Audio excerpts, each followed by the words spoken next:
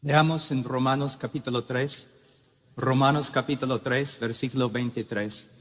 Por cuanto todos pecaron y no alcanzan la gloria de Dios, siendo justificados gratuitamente por su gracia por medio de la redención que es en Cristo Jesús, a quien Dios exigió públicamente como propiciación por su sangre a través de la fe, como demostración de su justicia, porque en su tolerancia Dios pasó por alto los pecados cometidos anteriormente, para demostrar en este tiempo su justicia, a fin de que Él sea justo y sea Él que justifica al que tiene fe en Jesús. ¿Dónde está pues la jactancia? Queda excluida. Hoy día me siento tan débil, no por causa de mi salud, sino por causa del tema, la justificación del pecador y la vindicación de la persona de Dios. A través de la historia, Dios ha demostrado misericordia hacia los hombres. Pero su misericordia presenta un problema. El problema más grande en toda la Escritura. De hecho, toda la obra redentora, cada página de la Escritura tiene que ver con este problema. Y si uno estudia bien a los reformadores, aún los patriarcas de la iglesia, van a ver algo entre ellos y entre su proclamación que no se encuentra mucho en el día de hoy. Ellos se preocupaban bastante por un dilema. ¿Cómo podemos reconciliar la justicia, la santidad, la verdad de Dios con su amor, misericordia y gracia? Muchas veces cuando voy a testificar a una persona, la primera cosa que digo es, ¿sabe usted lo que es el problema más grande en toda la Escritura? Y me dicen, ¿qué? Si Dios es bueno, no te puede perdonar. Si Dios es justo, no puede pasar por alto tu pecado. En Romanos capítulo 3, Pablo nos muestra que es el dilema más grande en toda la Escritura. Es el problema filosófico teológico más importante. Pero en el día de hoy, los predicadores no hablan mucho de este dilema. ¿Por qué? Porque no estudian los atributos de Dios. Y porque no estudian, no entienden lo que las Escrituras dicen acerca del hombre. Pero un hombre que se dedica a conocer a Dios como se revela en las Escrituras, no solamente hay una parte, pero todo lo que la Biblia dice acerca de Dios. Y si el mismo hombre se dedica a entender lo que la Escritura dice acerca del hombre, entonces inmediatamente se presenta un problema tremendo. ¿Cómo puede un Dios tan santo, tan justo, pasar por alto, cubrir el pecado del hombre? No hay respuesta, excepto en Calvario. Allí, la primera vez en la historia de la historia, hay una manifestación de la armonía de los atributos de Dios. En la cruz del Calvario, si preguntamos, ¿Dios es justo? ¿Es justo Dios? Sí. ¿Cómo sabemos? Derramó su ira sobre su propio Hijo cuando llevó nuestro pecado.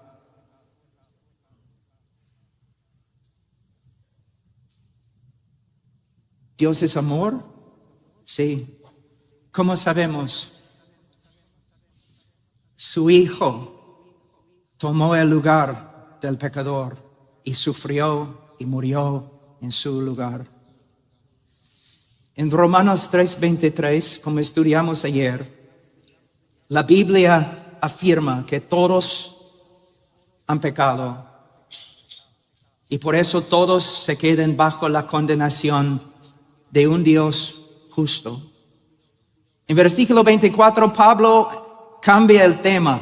Ahora está hablando acerca de los cristianos y él dice, siendo justificados gratuitamente por su gracia, por medio de la redención que es en Cristo Jesús.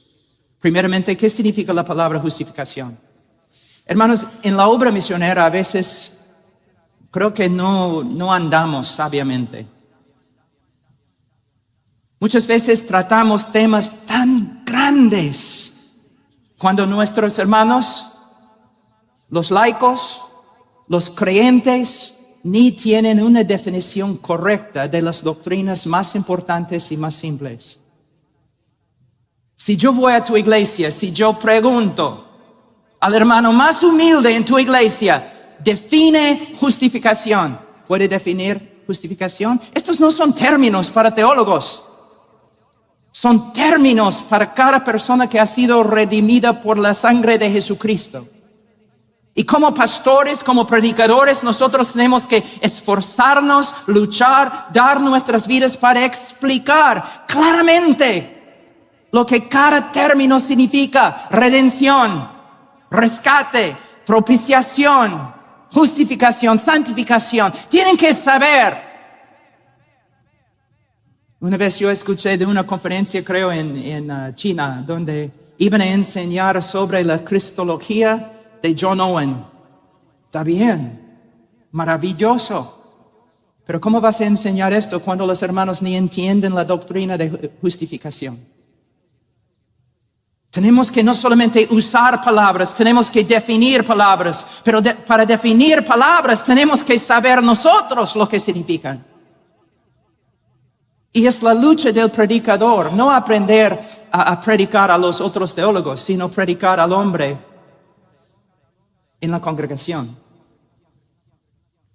Entonces Pablo dice, siendo justificados. ¿Qué significa la palabra justificación o justificar? Es un término legal o un término forense. El momento que una persona confía salvíficamente en el Señor Jesucristo, Dios lo declara legalmente justo ante Él. Y como el hermano dijo anoche, no más o menos justo. Porque ¿cuántas veces pecaron Adán y Eva antes que fueran echados de Edén? Una vez. Dios lo declara legalmente, perfectamente justo. Y a veces los hermanos dicen, qué linda definición de la justificación. No he terminado. El momento que una persona confía en el Señor Jesucristo, Dios lo declara ante Él legalmente, perfectamente justo. Y Dios lo trata como justo. Y esta es la gran confianza del creyente. Que aun cuando Dios el Padre nos disciplina, no nos disciplina con ira, sino con amor. Y su disposición hacia nosotros no ha cambiado. Nos ama. Porque nuestra posición ante Él es perfecta. Porque se basa en la obra perfecta de nuestro Señor Jesucristo. Justificación. Entonces, Dios nos declara legalmente justo y nos trata como justos. Pero ¿cómo puede hacer eso?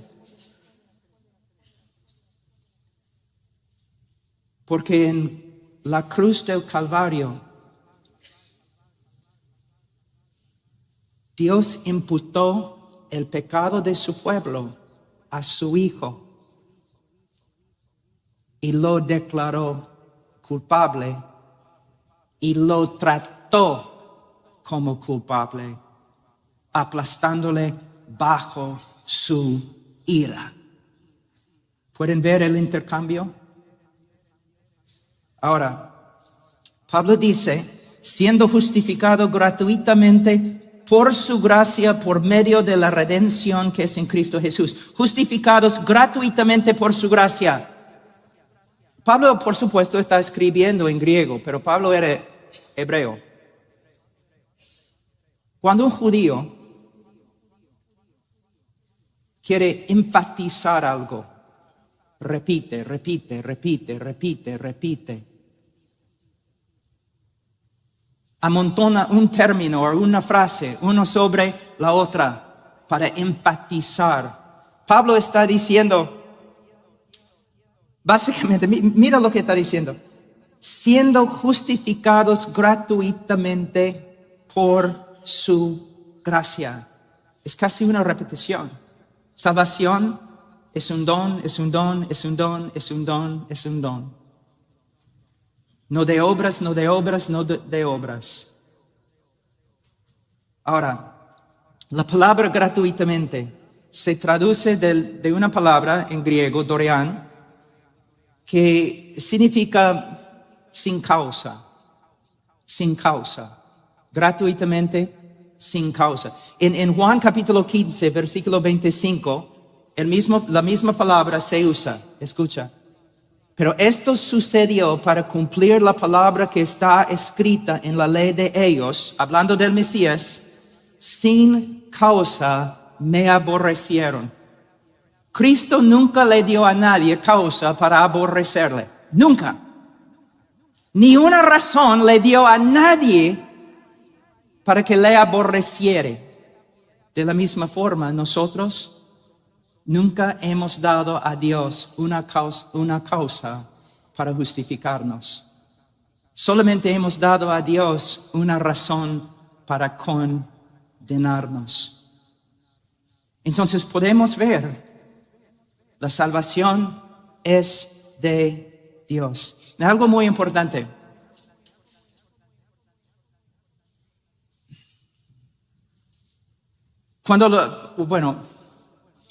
En el mundo, en el día de hoy, y a través de toda la historia del mundo, solamente existen dos religiones. Es muy importante entender eso.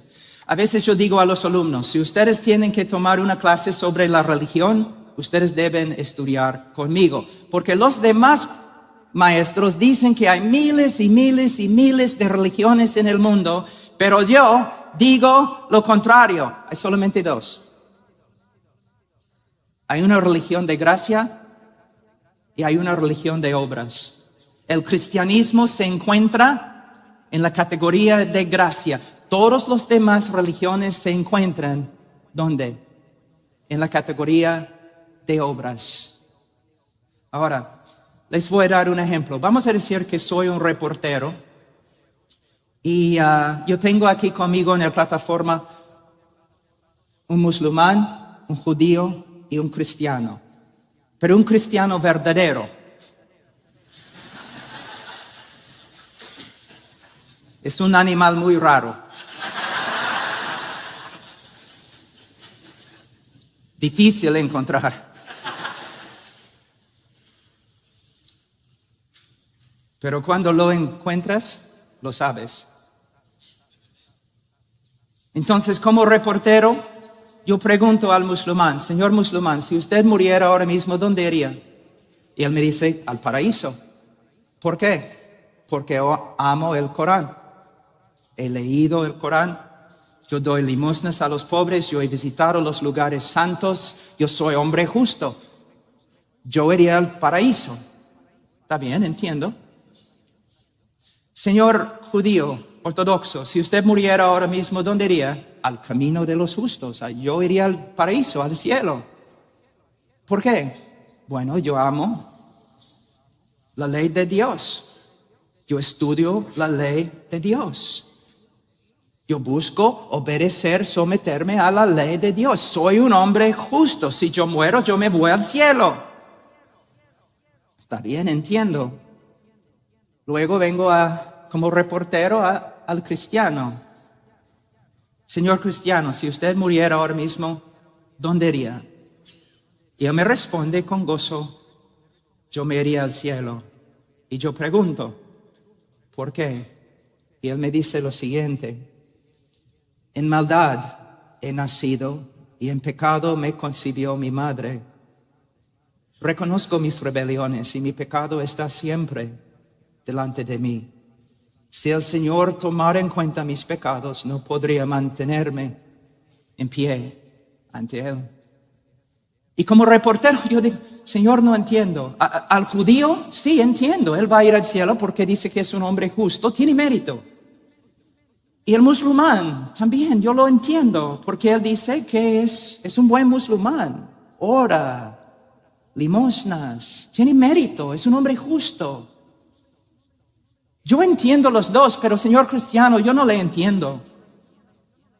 Porque usted me está diciendo que va a ir al cielo, aunque no tenga méritos, aunque merezca lo opuesto. ¿Cómo puede ser? El cristiano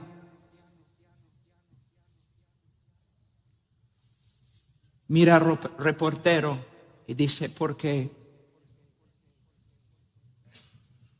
yo voy al cielo por causa de las virtudes, excelencias y méritos de otro, mi Señor Jesucristo, que vivió la vida perfecta que no pude vivir, que murió en el lugar de los pecadores y pagó la pena contra mí. Todo tiene que ver con la obra redentora de Cristo, la persona y obra de Cristo. Ahora, si Dios es justo, ¿cómo puede Dios perdonar al pecador? En Romanos 3, Pablo dice en versículo 26, para demostrar en este tiempo su justicia, a fin de que Él, Dios, sea justo y sea Él que justifica al que tiene fe en Jesús. Ese es el problema, el dilema que Él presenta acá. Y la respuesta se encuentra en la persona de Jesús. Pero lo que quiero hacer en este momento es yo quiero mostrarles que no es una doctrina nueva. O no es un problema que se manifiesta solamente en el Nuevo Testamento. Vamos a pasar por algunos textos en el Antiguo Testamento y yo voy a mostrarles que desde la caída, esto ha sido un problema, un dilema muy importante que solo encuentra su respuesta en Jesús. Vamos a Éxodo un ratito. Éxodo 34, versículo 6. Entonces pasó el Señor por delante de él, por delante de Moisés, y proclamó, el Señor, Dios compasivo, clemente, lento para la ira, abundante en misericordia y fidelidad. El que guarda misericordia a millares, el que perdona la iniquidad, la transgresión y el pecado. Wow. Muchos teólogos, yo soy uno de ellos, creen que esta es una de las revelaciones de Dios más grande en todo el Antiguo Testamento. Igual a Isaías 6, por ejemplo. Dios baja del cielo y Dios proclama quién es. ¿Y qué dice? Primeramente, Él habla de su carácter, que es compasivo, clemente, lento para la ira y abundante en misericordia y fidelidad. Después de hablar de su carácter, de sus atributos, Él habla de las obras que salen de sus atributos. Versículo 7. El que guarda misericordia a millares, el que perdona la iniquidad, la transgresión y el pecado. Por causa de quién es un Dios de amor, de gracia, de misericordia, que desea demostrar misericordia. ¿Qué hace? Él perdona iniquidad, transgresión y pecado. Muchas veces cuando un joven comienza a estudiar la Biblia y él ve algo como iniquidad, transgresión y pecado, él trata de discernir los detalles en el significado de cada palabra, qué está tratando de decir, pero no es la manera correcta de entender este texto. Los hebreos lo que hacían es, cuando querían enfatizar algo, ellos amontonaban un término sobre otro. Y por medio de decir, perdona la iniquidad, la transgresión y el pecado, lo que Dios está diciendo es que Él perdona todo tipo o género de pecado. Él es un Dios abundante en gracia y misericordia y amor. Y está dispuesto a perdonar todo tipo, todo género de pecado. Es lo que hace. Es un Dios que perdona. Hasta ahora todo está bien, pero llegamos a la última parte del versículo 7, que no tendrá por inocente al culpable. Si ustedes están leyendo correctamente, con discernimiento, ustedes inmediatamente deben notar una aparente contradicción. Dios se revela como el Dios que perdona todo tipo o género de pecado sin excepción, y a la vez el Dios que va a condenar y castigar todo tipo y género de pecado sin excepción. Dios perdona todos los pecados y Dios castiga todos los pecados. ¿Cómo puede ser? Parece imposible. Y es imposible hasta que entre el Señor Jesucristo y la cruz del Calvario. Dios va a castigar cada pecado que ha sido cometido desde la caída de Adán. No debes pensar que Dios no va a castigar tu pecado. Dios va a castigar todo pecado desde Adán. Los que creen en la obra redentora de Cristo, los que creen en la vida, la muerte y la resurrección de Cristo,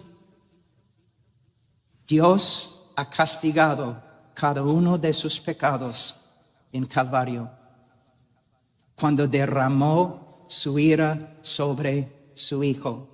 Los que rechazan al Hijo, Dios castigará su pecado por toda la eternidad en el infierno.